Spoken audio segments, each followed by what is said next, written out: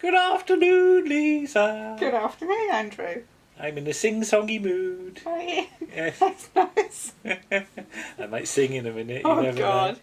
know. We do announce that episode 30, what month is it? 7. July. It's July. Episode 37, thank you, of Round the Archives, the podcast, is available on iTunes, SoundCloud, Player FM, Yeah, and various other places that I always forget about. probably. Here's the cover by Martin. So, Hacker v Tucker. There you go. So it's done a bit like a sort of boxing match thing, Yes. isn't it? A publicity thing. Jim Party Games Hacker v Malcolm Foulmouth Tucker. And there's a little insert of Paul Darrow as well. 4. There's a lot to get through in this There is. episode. It's another of our long ones, isn't it? It is, yes. It's over 2 hours. Yes. So, sorry. Oh, don't apologise. They get value for their money, except they don't pay any I money. don't have any money now, so. There's something wrong there, isn't there? Right. What do we kick off with then? We kick off with Martin Holmes. Yes. Looking at The Thick of It. The Thick of It, episode 1, starring. Well, not really starring Peter Capaldi. No, he's in it He's briefly. in it. He's in You'll it. be in it more later. But again, we have it on DVD, and Yes. we've watched 1 or 2 episodes, Yes. have we? Yes, there's an episode, I can never remember if it's in this series or the next series, and there's a scene, we watched it just after Peter Capaldi was announced as the Doctor, Yeah. and there's a scene where the minister is hiding in a cupboard Right. because he's done something, and Malcolm Tucker goes in, and he's really quiet and reasonable, and it's possibly the most tension-filled thing I've seen for quite some time. And I sort of watched it and thought, wow, if he plays the Doctor like this, he's going to be spectacular, which of course he was. But I think it's fair that most of the series that people are covering in this episode we're vaguely familiar with, Yeah. but don't know that well, I think. Yes. And certainly it's true of some other ones I'm Yes. going to mention in a bit. So when was this done? It's sort of mid-2000s, isn't it? Yes, originally transmitted 2005. But yeah, as with all of Martin's stuff, he goes into nice depth about does, the plot and all that. So I think you do get the feeling you've sort of watched it by the end of the Yes. episode. That's the way sort of Martin does this stuff, and we've tried to sort of parallel that with our article at the end, because this episode is very much what's at the start is mirrored at what's at the end, and in the middle there's some slightly different stuff, so it is very like as another sort of sandwich. Yes. And I don't think I necessarily planned it, but once you've got these sort of component bits to fit together, it seemed the best way of doing it. Yes. For following Martin, what's next? Something for which I think we've got no visual representation. No, we don't have the series apart at the from- moment. And considering how big the series is, it's a little sort of misplaced on our part not to have any of it. But Paul, Yes. who is our sort of resident expert on this show, well, he's not a resident, he doesn't live here. No. He's the podcast expert on the show. As we see, Prisoner. And it is just Prisoner on the title sequence, Alright, okay. because we know it as Prisoner Cell Block H. Yes. But that's only in the UK. Alright, in America, in Australia it was It's Prisoner. just Prisoner. Perhaps they called it something different here because of the Prisoner. Well, that's the thing, because I don't think I've ever seen a complete episode of No, I might have Prisoner seen a little Cell bit, Block but H. But not Paul much. knows it backwards, He doesn't does, he knows it very well. And this is another thing.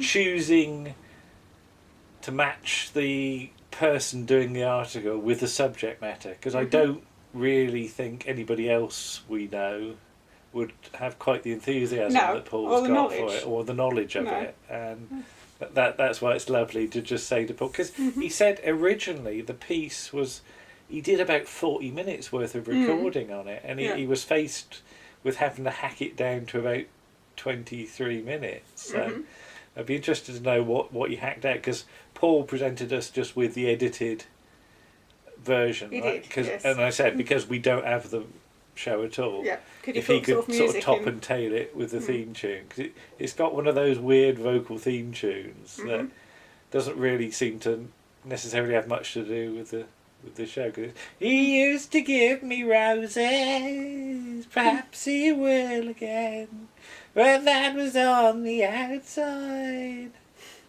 Yeah, he's singing about having roses. I mean, why?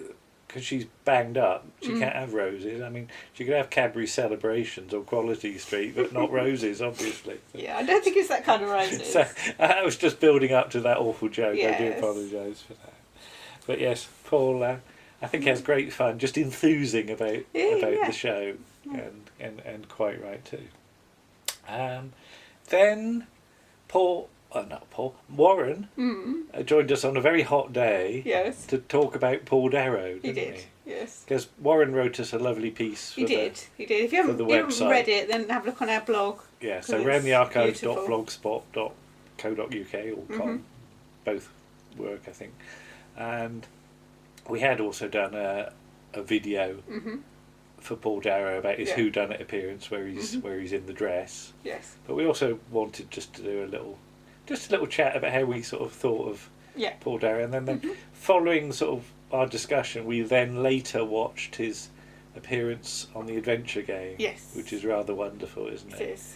And as we say in the piece, you probably get more of a glimpse of the real Paul Darrow during that. Yes, don't I think you probably do. Yeah. As he's being all thoughtful about how to, although he does get terribly confused over Roman numerals, doesn't he? Yeah. And I do wonder whether they sort of took him aside and...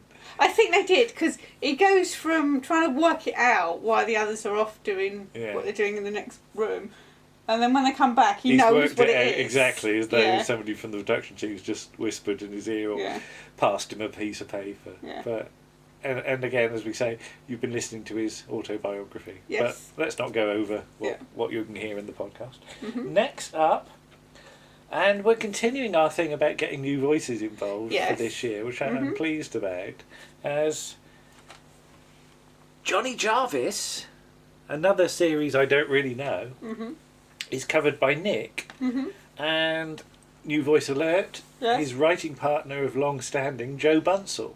Now we just better wave there. Oh, blimey! They've recently Blockbuster published a huge book, Magnet Memories by Nick Goodman and Jo Bunsell, which, if I read the back blurb, the television series that was never made and that you've never heard of celebrates its 40th year with an exhaustive retrospective guide. Because Nick and Jo used to write a series, basically for themselves. Right. And it ran for years. And it was still running when sort of Nick was sending in scripts to the Doctor Who production office. Okay. To Andrew Cartmel, would you believe? So, yes, but we can talk about that on another occasion. But this book is available from Hidden Tiger Books. That's Alan Hayes. Yes, on Lulu. On Lulu. But Johnny Jarvis, we've got, again, as you can see, we've got it. We just ain't watched it, have we? No. And I don't remember really seeing it on original transmission. So, do you? I know nothing about it. You know nothing about it? Yeah. Because this is 1983, Yes. I think. But the first episode takes place in 1977, because it's sort of years in the life of Johnny Jarvis and his mate Alan Lipton, as they sort of go from school to real life. And Nick and Jo sort of they're slightly, their sort of timescale doesn't quite match up, but this episode is first episode is 1977 and it runs up to 1983. Okay. So sort of round about 1983, sort of Nick would be thinking about sort of leaving school, and all that. Because of course I didn't know Nick at this point, but Jo did. So they talk about sort of the whole leaving school thing, because what they've done is more of a commentary. We haven't really done commentaries before. No. No. But again, getting new people in allows you to do slightly different Yes. things. Yes. So they just sit down and watch it Mhm. and just talk about what they're watching and their sort of memories of going through the same things themselves, which I found really interesting because I don't really know Jo at all. No. So, but it's very obvious the rapport he's got with Nick during the piece. Yeah. Again, that's the thing. If you've got two people in doing an article, it's very nice if they can just bounce off each other. There's no awkwardness. You've got years and years of slightly taking the pee out of each other, which I think works really well. So you've not heard this really, have you? Not really. No, I haven't heard of the whole of the podcast yet. I'm saving it for my bus journeys into work. Nick and Jo will return in the next episode with a similar piece on something from a little later. But again, I've just started work on the next episode, and I've just put it on the timeline. I'm going to have a listen to it later on. So, but I've already given one hint on our Twitter and Facebook as to what it might be. But yeah, so I think Nick and Jo do some good work on this one, and they will do some good work on the next time again. And finally, if I can get it back in, there we go. Well, not finally, because there's a couple of other odds and ends to say. But Warren, you and me, given the political situations at the moment, do Yes Minister party games.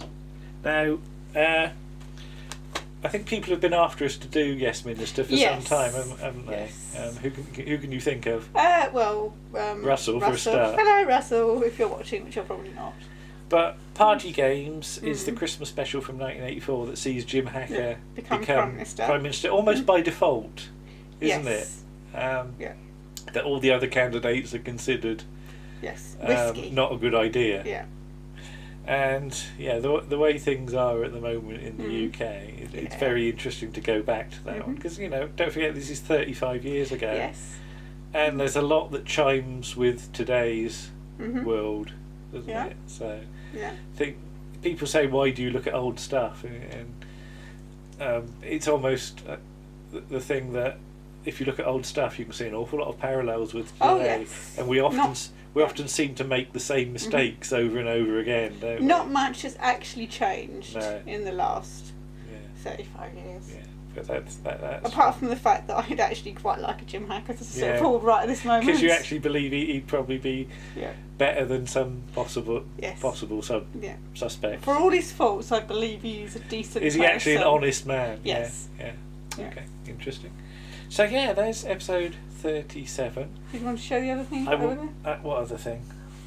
Oh yes, I suppose we'd better also plug Graham McCann's book, which is a lovely little piece about the making of Yes Minister. And I always learn a thing or two when I read this book. I mean, Graham obviously is known for various books on various shows, but I think this is up there with some of his best work. Just because there's so much to learn about the making of the show and where they got their information from as well.